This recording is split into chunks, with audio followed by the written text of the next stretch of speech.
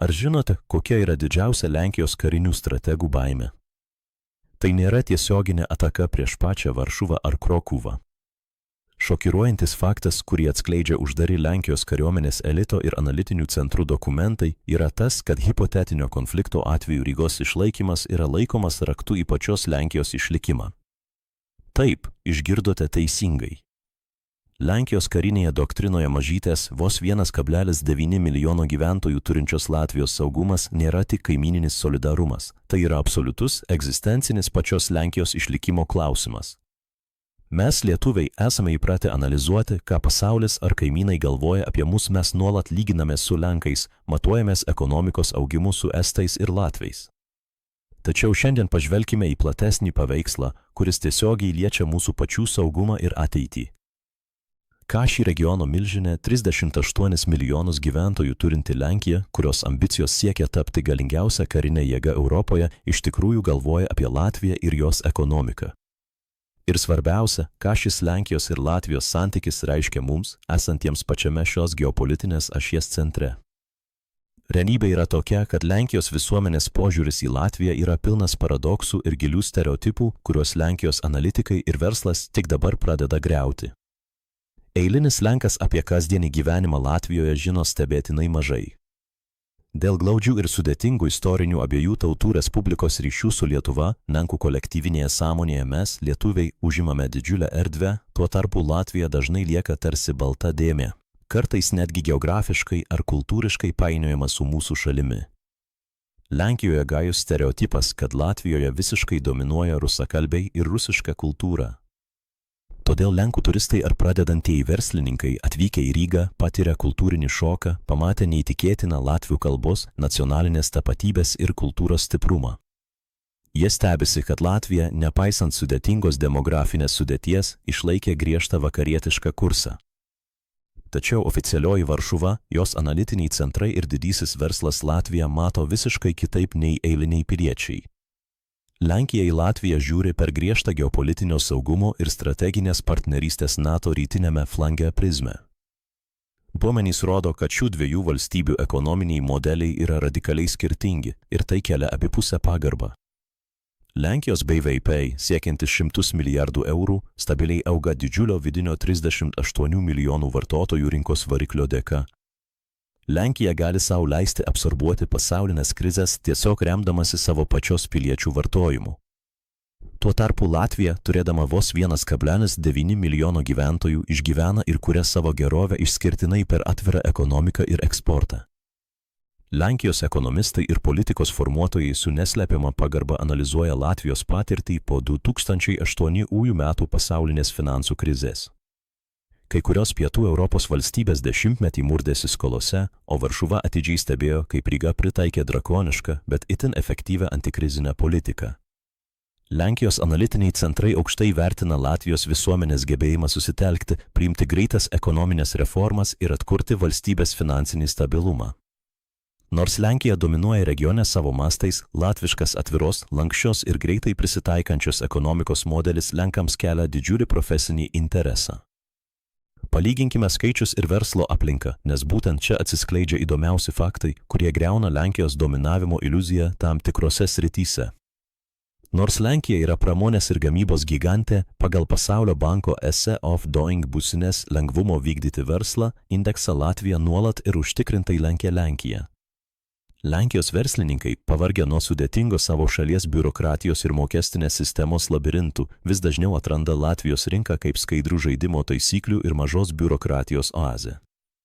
Skirtumas yra milžiniškas – įmonės įkūrimo greitis, skaitmenizuotos viešosios paslaugos ir bendravimas su valstybinėmis institucijomis Latvijoje yra gerokai efektyvesnis nei Lenkijoje.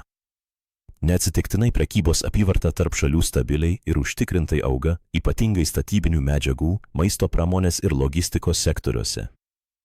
Lenkijos verslas mato Latviją ne kaip konkurentę, o kaip patikimą aukštus standartus atitinkančią partnerę šiaurėje. Be to, statistika rodo dar vieną sritį, kurioje Latvija stovi aukščiau už regiono lyderę. Tai žiniasklaidos laisvės indeksas.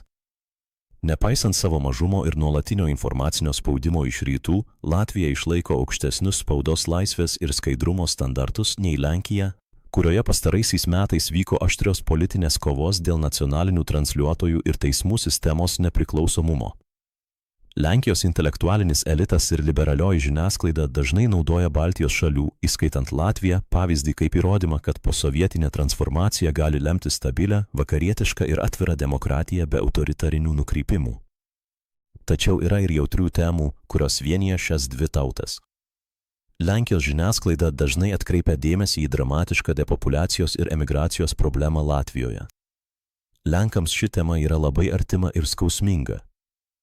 Jie puikiai prisimena masinę savo jaunimo emigraciją į Didžiąją Britaniją ir Airiją po 2004 metų ES plėtros. Analizuodami Latvijos demografinius iššūkius, Lenkai mato savo pačių kovos atspindį, kaip išlaikyti talentus, kaip skatinti sugrįžimą ir kaip užtikrinti regionų, esančių toliau nuo sostinės, gyvybingumą. Tačiau socialinėme lygmenyje Lenkus labiausiai šokiruoja Latvijos visuomenės sekularizacijos lygis. Lenkija, kurioje katalikų bažnyčia istoriškai ir politiškai turi milžinišką įtaką, su nuostaba žvelgia į Latviją, šalį, kurioje religija atlieka minimalų vaidmenį viešajame gyvenime ir politinių sprendimų priėmime. Šis kultūrinis kontrastas tarp gilaus lenkiško pamaldumo ir šiaurietiško latviško pragmatizmo yra vienas ryškiausių skirtumų, kurios pastebi kiekvienas Lenkijos apžvalgininkas. Vis dėlto, bet kokia ekonominė ar socialinė analizė nublanksta prieš kietąją geopolitiką. Būtent čia atsiskleidžia tikrasis Lenkijos požiūris į Latviją. Lenkijos politikai ir kariuomenės vadai Latviją laiko vienu iš pačių svarbiausių ir patikimiausių sąjungininkų visoje Europoje, kai kalbama apie pasipriešinimą Rusijos grėsmei. Varšuvoje puikiai suprantama, nepaisant to, kad Lenkija formuoja galingiausią sausumos kariuomenę žemyne, perka šimtus tankų ir moderniausių ginkluotės sistemų, be saugių Baltijos šalių šis karinis skydas turėtų pažeidžiamą atvirą flangą. Latvija Lenkijai yra kritinis karinis buferis ir nepakeičiama NATO logistikos grandis. Štai kodėl Lenkija taip aktyviai remia ir investuoja į Rail Baltica infrastruktūros projektą. Eiliniam piliečiui tai gali atrodyti tiesiog greitasis traukinys, sujungsiantis Varšuvą, Kauną, Rygą ir Taliną. Tačiau Lenkijos strategams Rail Baltica yra gyvybiškai svarbi karinio mobilumo arterija.